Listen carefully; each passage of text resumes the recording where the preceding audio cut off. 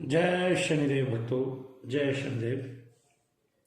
भाई देखो, मैं वीडियो डाल रहा हूँ। एक लड़के ने बहुत अच्छा सा क्वेश्चन किया था कि भैया मन शांत हो, मन में विकार ना आए। वैसे तो मैंने इसका जवाब पीछे कई वीडियो में दे दिया है, लेकिन फिर भी बता देता हूँ कि मन का आप निरोध कैसे करो कि उससे आपको लाभ ही लाभ होने लग जाए। और केवल क्या मन का निरोध होने से ही कोई फल है?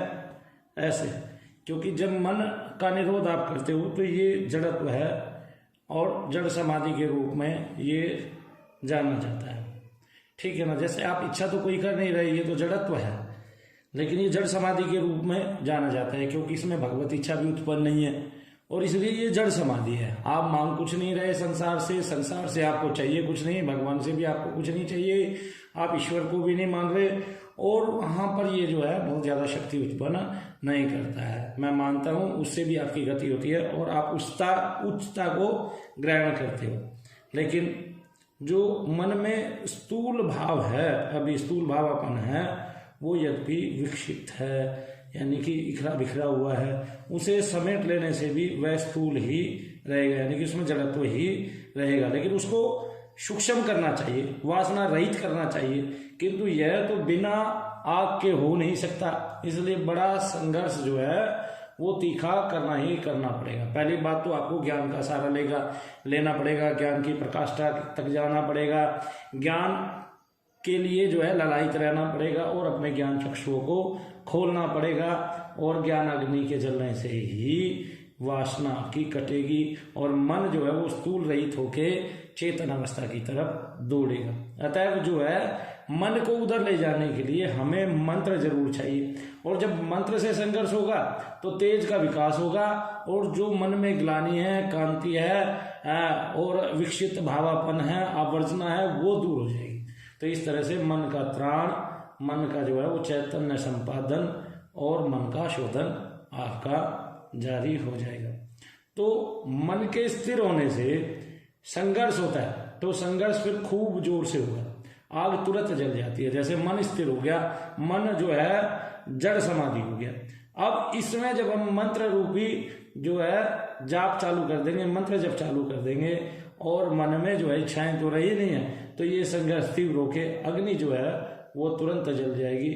और मन को विकसित रखकर ही संघर्ष करने से संघर्ष निमित्त एक चुंबकीय धर्म विकसित होता है। एक ऐसा धर्म उत्पन्न होगा जिससे हमारे मन के समस्त जो है बिखरे हुए कण इकट्ठे होकर एक साथ एक तेज ज्योति के रूप में परिणत हो जाएंगे और वहां हमें प्राप्ति हो जाएगी। इसलिए जो स्थिरीकरण हमें मिला है, अगर वो मंत्रहीन है, वो स्थिरत्व साधना रहित मंत्र संघर्ष से श्रेष्ठ हो जाता है।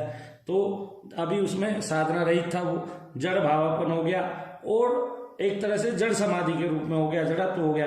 लेकिन जब हमने मंत्र जप स्टार्ट किया तो मंत्र जप से संघर्ष हुआ और वही श्रेष्ठ है। उससे अग्नि बनी, उत्पन्न हुई, और उससे जो है मन के समस्त कण आकर इकट्ठे हुए और चुंबकीय जो तेज है वो ज्योति के रूप में परिणत हो गया। अब मन यदि स्थिर हो और प्राण स्थिर ना हो तो वह भी वास्तविक स्थिरता नहीं है। उस स्थिति में वासना की तरंगे कांपती रहती हैं, इसलिए सपने आते हैं। वैसे तो जगत जीव में जब हम जागृत अवस्था में होते हैं तो मन प्रबल होता है। आगे समझ, जब मन प्रबल होता है उस समय जो है प्राण प्रबल नहीं होता, लेकिन स्वस्थ सुसुप्ति अवस्था में प्राण प्रबल होता है और मन प्रबल नहीं होता। इसलिए वहां पर हमें बहुत सारे स्वप्न आते हैं और मन बेशक इधर आपका जो है ना स्थिर हो जाए, लेकिन चूंकि प्राण प्रबल है तो स्वप्न आते हैं। लेकिन जब हम जागृत अवस्था में होते हैं, मन प्रबल होता है, तो हमें कर्तव्य बोध हमारा जागरूक रहता है। इसी से कर्म भी होता है और इसी कर्म से हम कर्म योग भी उत्पन्न कर लेते हैं, ज्ञान योग भी उत्पन्न कर लेते हैं जब मन प्रबल होता है। यानी कि जागना, जागृत अवस्था में रहना जरूरी है। अगर आप स्वप्न अवस्था में और सो रहे हो तो वहां तो वो तो जो है एक तरह से वहां तो कुछ आप कर ही नहीं सकते, वहां तो केवल स्वप्न आप ले सकते हो। और उससे जो है, इसलिए प्राण का स्थिर होना, मन का स्थिर होना, दोनों का एक साथ स्थिर होना आवश्यक है।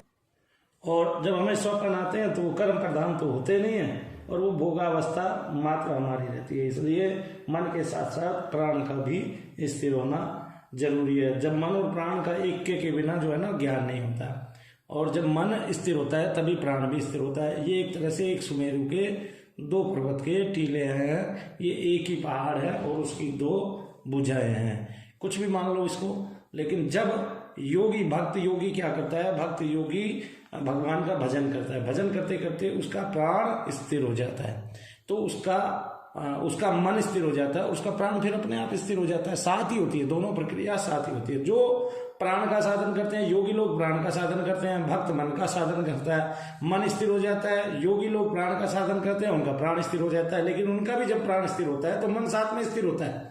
और जब उनका भक्तों का मन स्थिर होता है तो प्राण भी साथ में स्थिर होता है, क्योंकि उसमें जप का, भजन का आवश्यक संयोग है, संघर्ष है, उससे ज्ञानाग्नि उत्पन्न होती है और उसी से फिर ज्योति उत्पन्न होती है और उसका हम सहारा लेके पार उतर जाते हैं। जय शनिदेव, जय शनिदेव, जय शनिदेव।